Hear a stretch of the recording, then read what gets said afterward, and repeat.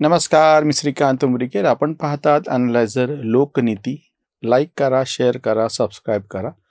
अॅनालायझरचं app download करा. साकेत गोखले नावाचा हा जो तृणमूल काँग्रेसचा खासदार आहे, हा जो बदमाश माणूस ज्याच्यावर आम्ही आज व्हिडिओ करतो आहे आणि तो संविधानिक पदावरती आहे, खासदार आहे एका पक्षाचा, तरी मी त्याला अरेतुरे आणि बदमाश का म्हणतोय ते तुमच्या लक्षात येईल. आत्ताची त्यानं जी केलेली करणी आहे की त्यानं 2021 मध्ये केंद्रीय मंत्री हरदीप पुरी यांच्या पत्नी लक्ष्मी पुरी, ज्या की आपल्या प्रशासकीय सेवेमध्ये आहेत, राजदूत आहेत, त्यांच्या विरोधातलं एक ट्विट जून महिन्यामध्ये 2021 मध्ये केलं होतं की यांनी परस्पर कशी संपत्ती गोळा केलेली आहे, खरेदी केलेली, यांच्या नावावर अवैध संपत्ती कशी आहे. लक्ष्मी पुरी काही ह्या गपचूप बसल्या नाहीत. त्यांनी याच्यावरती अब्रू नुकसानीचा खटला दाखल केला. 4 वर्ष त्याच्यामध्ये गेली आणि आता त्या खटल्याचा निकाल ह्याच्या विरोधात, आधी पण एक निकाल लागला होता की जेव्हा ह्यांना खटला रद्द कसा व्हावा म्हणून प्रयत्न केले, ते झालं नाही. सर्वोच्च न्यायालयामध्ये पर्यंत जाऊन ह्यांनी हात टेकले पण हा हारला आणि ह्याला 50 लाखाचा दंड आणि त्याला लेखी स्वरूपामध्ये माफी मागणे अशा 2 शिक्षा ठोठावल्या गेल्या. ह्यांनी जेव्हा दंड भरायला नकार दिला तेव्हा ह्याच्या खासदार म्हणून मिळणाऱ्या वेतनातून ते पैसे वसूल करावेत इतपत आदेश न्यायालयाने दिले होते. काल रात्री, परवा रात्री, 2 दिवसापूर्वी म्हणजे त्यानं गपचूप ट्विट केलं रात्री 3:30 वाजता आणि आपण कशी माफी मागतो काय सगळं सांगितलं. हे काय आत्ता घडलं असं नाहीये. मी तुम्हाला जुनं उदाहरण देतो. हा बदमाश काँग्रेसच्या IT सेलमध्ये होता. हा वाटेल तसे खोटारड्या बातम्या पसरायच्या. 2019च्या पार्श्वभूमीवरती चौकीदार चोर आहे ह्याच्यासाठी जी हवा राहुल गांधीच्या डोक्यात भरली होती, त्याचं जनक कोण असेल तर हा बदमाश. त्या मार्गारेट आल्वांचा मुलगा निखिल आल्वा, अजून एक महिला होती, तिचं नाव मला लक्षात येत नाही, आणि असे 3 जण त्या IT सेलमध्ये होते. आणि ह्यांनी इतकी हवा 2014च्या 2019च्या मतमोजणीच्या आधीपर्यंत भरली होती की त्या काँग्रेसच्या कार्यालयात जवळपास राहुल गांधी आता पंतप्रधान होणार असं वातावरण होतं. ते पेढ्याची ऑर्डर दिली होती, बँडवाले तयार होते, गुलाल तयार होता, सगळं तयार होतं मतमोजणीच्या दिवशी. आणि 2 तास झाले मतमोजणी. 2-3 तासात कल समोर आले. 300च्या जवळपास जागा भाजपला मिळतात असं कळल्याच्या नंतर हे बदमाश गायब झाले त्या कार्यालयातून. म्हणजे नंतर कुठे दिसलेच नाहीत ते. हाच बदमाश 2022ला गुजरातमधल्या मोरबीमध्ये जो पुलाची दुर्घटना घडली होती त्याच्याबद्दलचं खोटी माहिती असलेलं ट्विट ह्यानं केलं होतं. त्याच्यावर गुन्हा दाखल झाला होता तेव्हा. मग सर्वोच्च न्यायालयापर्यंत जाऊन त्याला त्याच्यात किमान गुन्हा तर आहेच, जामीन मंजूर झाला होता फक्त.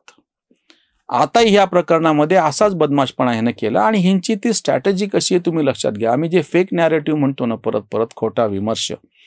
आता 2021ची ही घटना आहे. त्या हरदीप पुरी यांच्या पत्नी लक्ष्मी पुरी ह्या एका अर्थाने कणखर महिला होती. तिनं ह्याला खेचलं न्यायालयामध्ये आणि हे सगळं 4 वर्ष चाललं. आपली ती न्यायालयीन प्रक्रिया काय बोलायचं. ह्यांचा हाच गेम असतो. एक तर कोणी न्यायालयात जात नाही, ते खपून जातं. न्यायालयात गेलं तरी वेळ लागतो आणि तितक्या काळामध्ये बदनामी व्हायची ती बदनामी होती. म्हणजे यांचा मूळ उद्देश सफल होतो. आता जे घडलेलं आहे ते की ह्याला प्रत्यक्ष ह्याचे 50 लाख रुपये तर दंड भरावा लागलेला आहे त्याच्या बाबतीमध्ये आणि शिवाय ह्याला लेखी स्वरूपात माफी मागावी लागलेली ट्विटरवरती, Xवरती. हा काय बदमाशपणा आहे तुम्ही लक्षात घ्या. आणि हे काही सहजासहजी झालेलं नाही, ह्याला सगळं माहिती आहे. हे असं होणार हे माहिती आहे. अगदी आता सुद्धा राज्यसभेमध्ये अतिशय घाणेरड्या पद्धतीने ह्यानं वक्तव्य केलं होतं. अमित शहानी जेव्हा त्याचा समाचार घेतला तेव्हा ह्याला गपचूप दिलगिरी व्यक्त करून आपल्या भाषणातले दुसरे मुद्दे पुढे न्यावं लागले. आता राज्यसभेतली गोष्ट आहे. आणि हे असे नमुने हुडकून तृणमूल सारखे किंवा ते DMK किंवा आम आदमी पक्ष यांचे हे जे सगळे असे नमुने खासदार आहेत ना, विशेषतः राज्यसभेतले, कारण की हे तर काही लोकातून निवडून येत नाहीत. म्हणजे हे जे असे गणंग जे पोचलेले आहेत ना ह्यांनी सगळ्यांनी, ते काय कारणानं पोचले ते जाणे. ममता बॅनर्जी जाणे किंवा आम आदमी पक्षामध्ये सुद्धा असे सगळे उटपटांग येऊन बसलेले आहेत किंवा ते DMKचे घाणेरडे बोलणारे सगळे प्रवक्ते आहेत ना, वाटेल तसं बोलतात ते डाव्यांचे काही प्रवक्ते अशी बडबड करतात. समाजवादी पक्षाचे तुम्ही हे बघा, असे काही ठरलेली गँग आहे ती सगळी. हे काय करतायत गेले आत्ता अमेरिकेमध्ये ज्या पद्धतीचं सगळं अस्वस्थ वातावरण जाणीवपूर्वक तयार करण्यात आलेलं आहे ते तुम्ही लक्षात घ्या. ज्या त्याच्यामध्ये ट्रम्पच्या काय चूक आहेत आणि काय नाही हा एक भाग झाला, पण त्याच्या विरोधामध्ये लोकशाही मार्गाने काही करता येत नाही म्हणल्याच्या नंतर लोकशाही मार्गाच्या बाहेर जाऊन हे अशा अवैध पद्धतीनं बदनामी करणे, दंगे घडवून आणणे, रस्ता रोको करणे, जसं भारतामध्ये शाहीनबागचं आंदोलन तुम्ही डोळ्यासमोर ठेवा किंवा कृषी आंदोलन तुम्ही डोळ्यासमोर ठेवा. दिल्ली दंगे, प्रत्येक तुम्ही बिंदू लक्षात घ्या.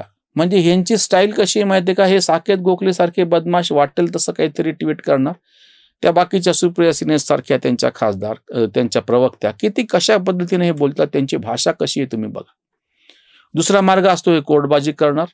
तिसरा मार्ग यांचा असतो की प्रत्यक्ष जन आंदोलनाच्या नावाखाली म्हणून सर्वसामान्यांचं जगणं मुश्किल करून टाकायचं. शाहीनबाग किंवा कृषी आंदोलन, दिल्ली दंगे, शैक्षणिक संस्थांमध्ये घुसाघुसी, JNU असो, जामिया मिलिया असो, बाकीचे विद्यापीठ असो. रोहित वेमुलाचा प्रश्न वारंवार कसा उपस्थित केला गेला होता बघा, आणि असं बिंबवलं गेलं होतं की जणू काही रोहित वेमुलाची कोणी हत्या केली की जेव्हा ती आत्महत्या होती. हे त्याचाच एक भाग आहे. हे सुट नाहीये प्रकरण.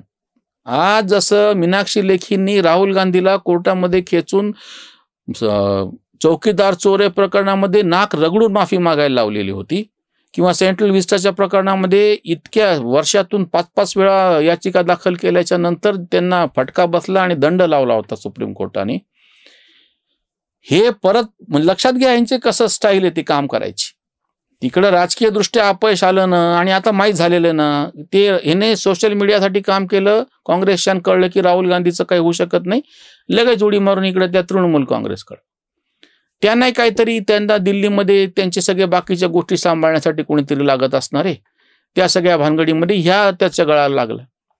हे असे जे गणंग आहेत सगळे, हे लोकशाही विरोधी आहेत, हे देश विरोधी आहेत. हे आपली जी सगळी कायदा सुव्यवस्था गेल्या 77-78 वर्षामध्ये भारतीय स्वातंत्र्याच्या नंतर ज्या पद्धतीनं आपण ही सगळी व्यवस्था लोकशाही जतन करून ठेवलेली, जपलेली आहे, त्याच्यामध्ये फार चांगल्या पद्धतीनं जी वाटचाल चालू आहे, त्याच्यामध्ये कशी खीळ घालता येऊ शकेल.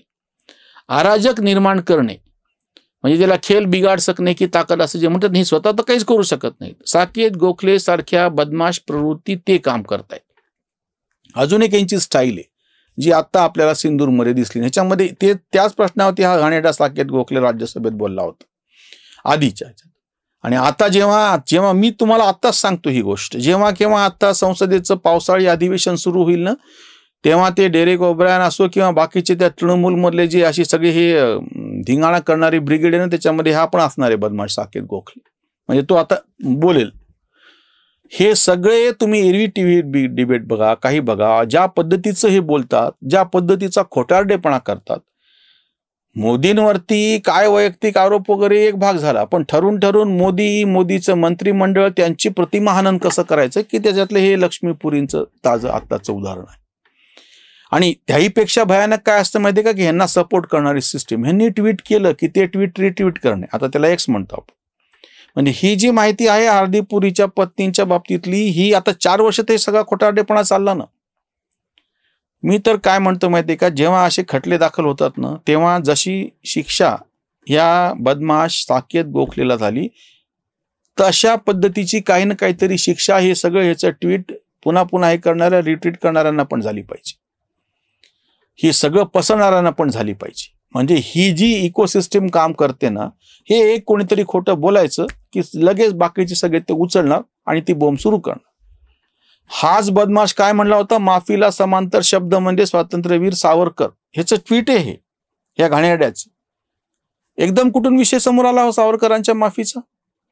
विक्रम संपतनी 2 सविस्तर मोठे खंड लिहून सावरकरांच्या बाबतीतले सगळे पुराव्या सगळ्या गोष्टी समोर ठेवल्या आणि असा खोटारडा प्रचार पूर्णपणे काय म्हणता येईल त्याला, त्याचं चिंध्या करून दाखवल्या. तरी ठरवून तुम्ही बघा, ते सगळे प्रवक्ते, ते सगळे पंटर, डाव्या पक्षातले असो, समाजवादी पक्षाचे असो, AIMIMचे असो या इंडिया आघाडीतले असो, सगळ्यांचं एकाच पद्धतीचे वक्तव्य असतात, एकाच पद्धतीचे ट्विट असतात. त्याला ते लाईक करणं असतं आणि तेच नॅरेटिव्ह चालवतात.